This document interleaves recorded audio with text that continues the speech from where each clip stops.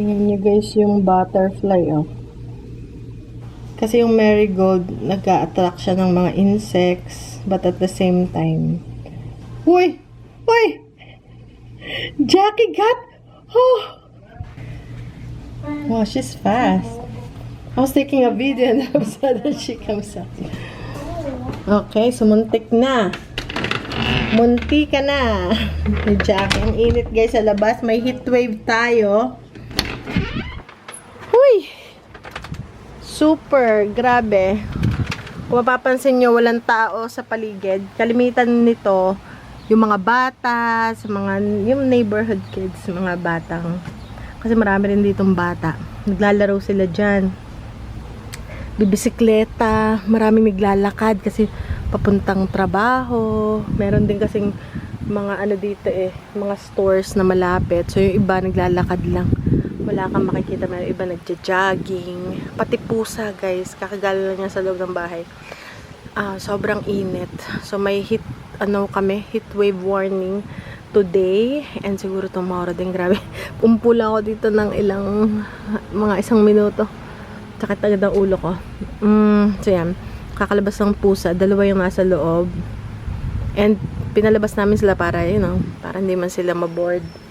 Pero lagi silang nakabantay dito at gustong pumasok. So, sabi ko nga ipasok na lang sa loob ng bahay.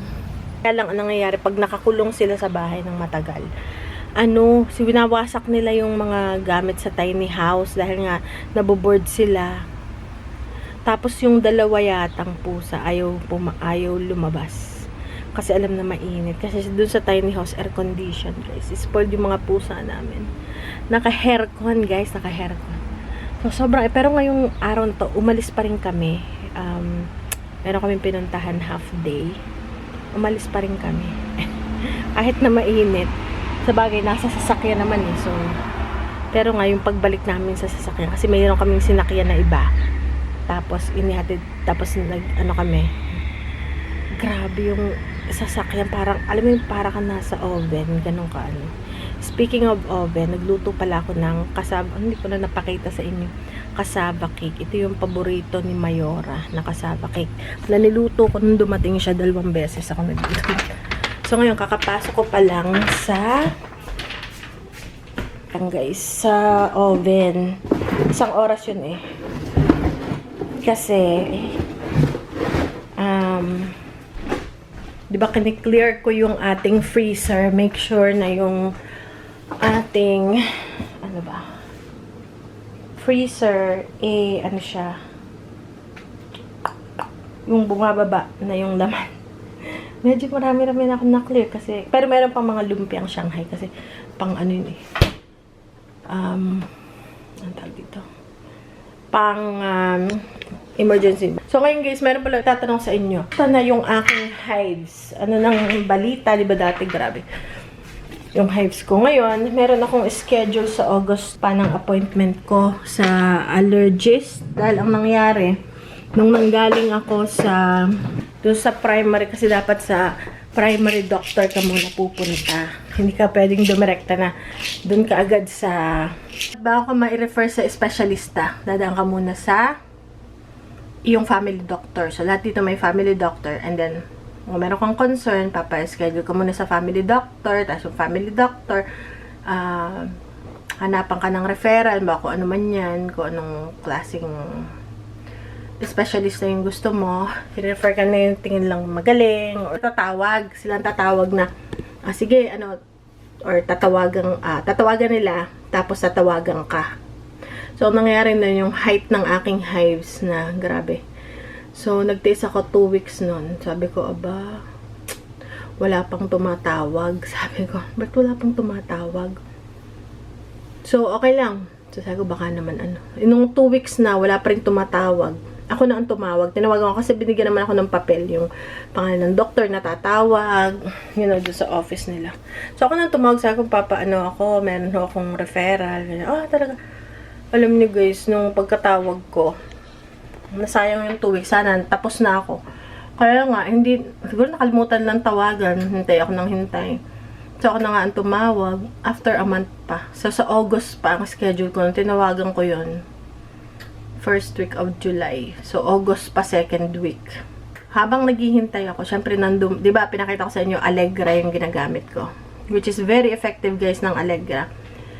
Ang concern ko lang, 180 mg siya. Parang sa akin, parang mataas. As parang, yun nga, inaantok ako. Yun lang naman ang side effect sa akin. Magaling, after half an hour, 45 minutes, yung kahit gaano karami yung hives ko, guys, tumitigil yun ng pangangati, nakakatulog ako sa gabi.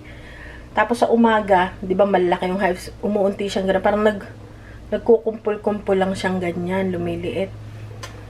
Tapos, ininom ko siya for 2 weeks. Tapos, tinigil ko.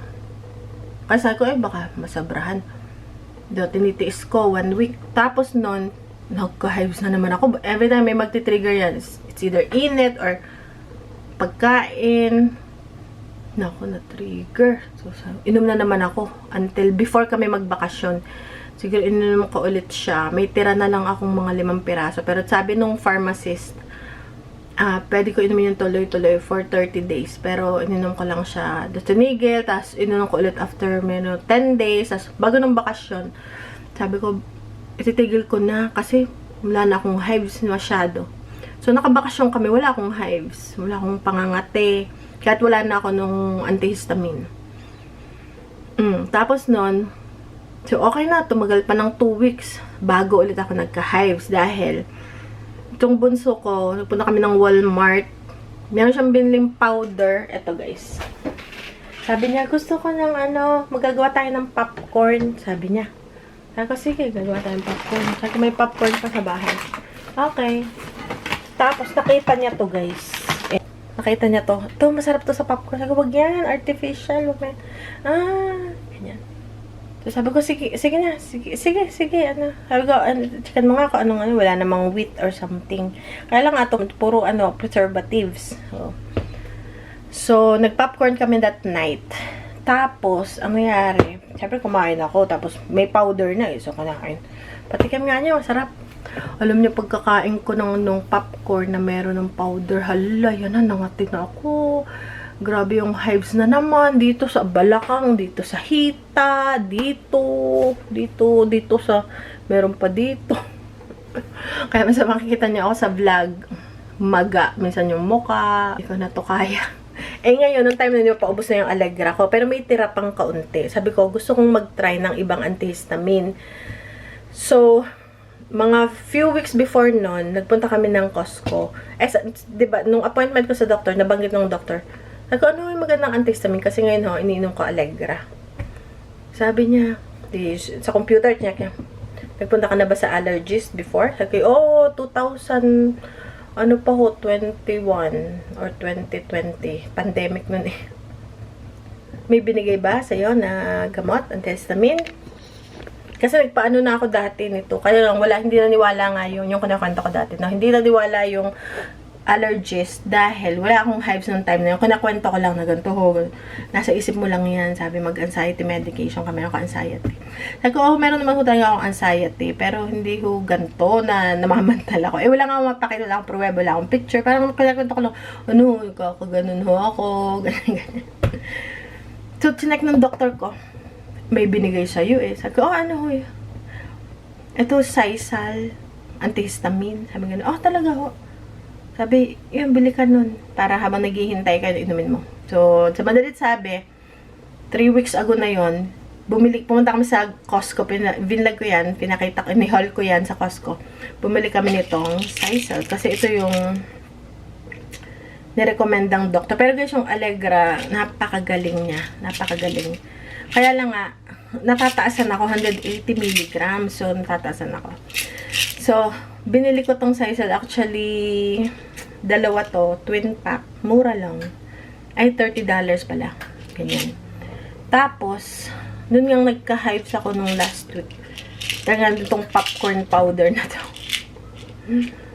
Yun naman tala ko. Sabi ko, tinag-test ako ng 2 days. Wala. Tapos, patatlong araw na ako, hindi ako makatulog. As in, puyat ako. Ininom ko isa. Maliit lang to actually. Ito. Ano lang siya? 5 mg. And combination siya. Siguro nga magaling to. Kasi ito yung binigay ng allergist. Sabi nila. Sabi ng doctor ko dati.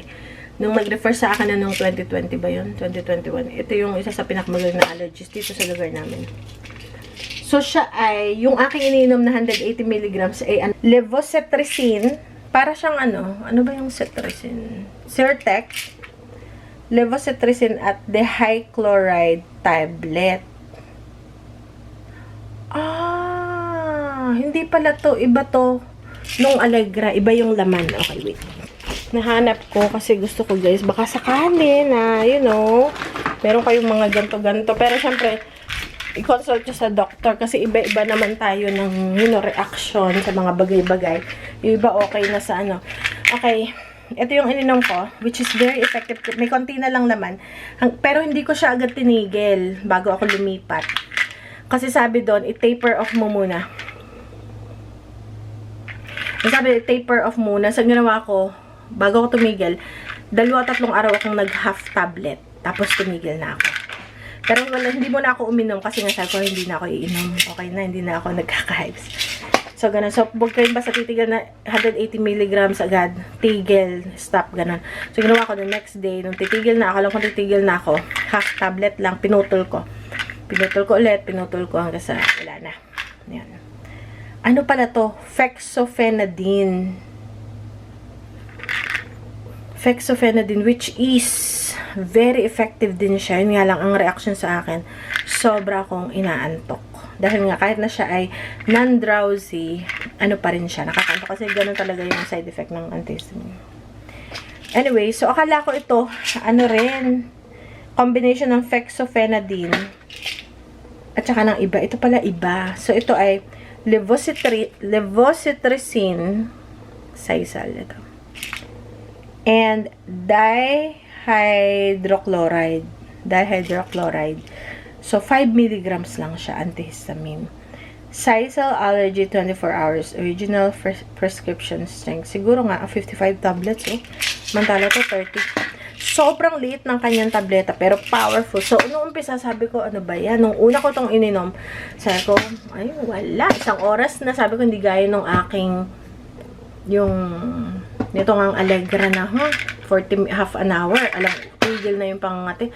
Ito, 1 oras na, 2 oras. Kating-kati pa rin ako. Tapos parang, nagkaroon pa ako ng hives. Parang pagkainom ko, baka hindi yun, baka pagkain. Pero doon ko siya na-relate na, hala, pagkaano ko, so ko, kaya sabi ko sa asawa ko, hindi maganda yung gamot na yun. Sabi ko, nagkaroon pa ako lalo ng hives. Kasi yung guys, ang reaction din, minsan. Sa mga gantong antihistamine, kaya kailangan sabi doon, palit kayo ng palit kung ano yung fit sa inyo. So, baka naman sa iba yun. Pero, mga after 3 hours pa siya umepekto, guys. Ko ba? Wala nang pangangati. Sobrang kati ako. As in, yung paa ako, sugat-sugat na. May mga sugat na. Yung ganito na, ayan, oh, yung mga ganyan yan, natanggal na ang balat. Kasi sa sobrang kati, hindi mo maiwasan. Nasaan yan? Ayan, oh. May mga ganyan na ako. Pati sa paa ako, di ang pangay. Parang ako may galis aso. Sabi ko, ang kati. Hindi mo talaga maiwasan yung gusto mo net na lang yung ikus-kus-kusin. Pagkatapos nung guys, di natulog na ako. Yun nga lang, nakakaantok din. Ganun yung yata talaga ang reaction ng mga ito. Ay, walang sinabing non-drowsy. So, nakakaano pala talaga. Yun nga lang, medyo inaantok. Pareho din ng isa. Inaantok. Ayun guys. So, sa madalit sabi, after nun, hindi na ako nangati. Kahit may kinakain ako na alam kung bawal, minsan. Yung hindi ko na chinek, hindi na ako nangati. Ano kayang maker nito? Maker nito ay, yung isa, itong Sisal, Sanofi. Ito naman, pati nga baka pareho lang ito. Sanofi rin, pareho palang company ito. Yaman yun na, pareho sila, oh. Yan na. So, ito yung tingin kong the best. Ito talaga Allegra. Kaya nang mataas ang milligrams. Ito naman, mix to ng 2 gamot. Ito, hanggang ngayon, pa ilang araw ko na ngayon. 3, 4, di pa ako nangangati. So, testingin natin kung kakain ako ng powder ko pangangati.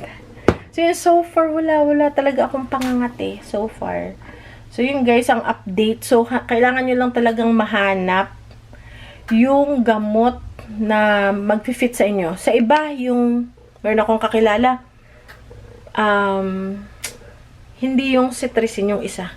Yun, kaya bili rin ako. Kasi sabi niya, sa akin, ganito, effective yun. Pero sa iyo, hindi. Sa akin, hindi. Walang effect. Walang ka-effect. Wala. Yung isa, yung blue Claritin, walang ka-effect sa akin. Zyrtec, walang effect. So, sa iba, agad, okay na yun. Zyrtec, Claritin. Sa akin, Allegra talaga. Kaya lang mataas ang dosage. Sizal, so far, talaga. So, pero ganun din yung effect. Yung ganang kalaki na hives, nung umaga na, sabi, nakatulog na ako, gumising na ako. Ang liit bilog na mapula na lang. Nandun pa rin siya, hindi man natanggal. Yun nga, yung parang comfortable ka lang, para maging comfort. Kasi katik-katik ka, di ka makatulog. Kasi kamot ka lang, kamot, magdamag. So, at least na tayo. For now, yun. Until yung aking appointment sa doctor. Pag meron ulit akong lumabas na hives or something, at saka sa french fries, nagkaka-hives ako dyan. Kaya, nung time na wala nga akong makain dahil nga nag-hives ako. So, pumunta kami ng Burger King. Tapos, kumakain sila. Sabi ko, ito patatas, hindi man to gluten. Kaya lang, inilubog din yun sa mga chicken nuggets. May wheat, diba? Mayroon nga akong gluten allergy. So, sabi ko, alam ako nakatunga nga lang ako dun sila lahat kainan ng burger, fries. So, umorder na ako ng isang fries na maliit. Hala, pagdating nilang kati ng mata ko, ayan na, nagka-hives na naman ako. Sabi ko, allergic ako sa fries. Pero this time with Sizal, dati yon. Ngayon, nung isang araw lang, nagpunta kami ng library, dinala ko yung mga bata. Tapos habang nasa library kami, bumili pala yung asawa ko ng McDo para isusurpresa niya yung mga bata. Pagbalik namin, sabi asawa ko, binili ka tang fries. Sabi ko, ha? Sa loob-loob ko, teka, allergic ako sa fries. Pero guys, kinain ko yung wala akong hives. Walang pangangati whatsoever. Walang pangangati ng mata. Doon ko agad yun agad yung mata ko parang kati. Parang gusto mong kusutin. So yun lang guys, sa mga nagtatanong kung ano dahil hindi na ako nag-update after nakalimutan ko na. Alam mo yung pag wala ka ng pinagdadaanan masyadong ganun. Parang, hindi ka nakaka-update. Yun guys, ang update. Napakabang update. Ayun guys, so ngayon, nagbe-bake tayo ng ating, so cassava pudding na lang. Kasi mas mukha siyang pudding. Yan na, kain natin mamaya. Sarap-sarap. Hindi ko na siya lalagyan sa ibabaw ng toppings. Yung parang flan na toppings na may itlog din, may coconut milk, may condensed. Kasi wala na akong condensed. Wala na akong condensed milk. So, hindi natin lalagyan. Okay na yung gano'n na lang na as in, lang. Paborito namin yun. Paborito yun ng mga bata. Yung mga niluluto ko din sa bahay, yun lang yung mga gusto nila. Yung mga, hindi ko niluluto yung ayaw nilang napatikman ko na sa kanila. Okay, guys. So, yun lang. And see you guys later.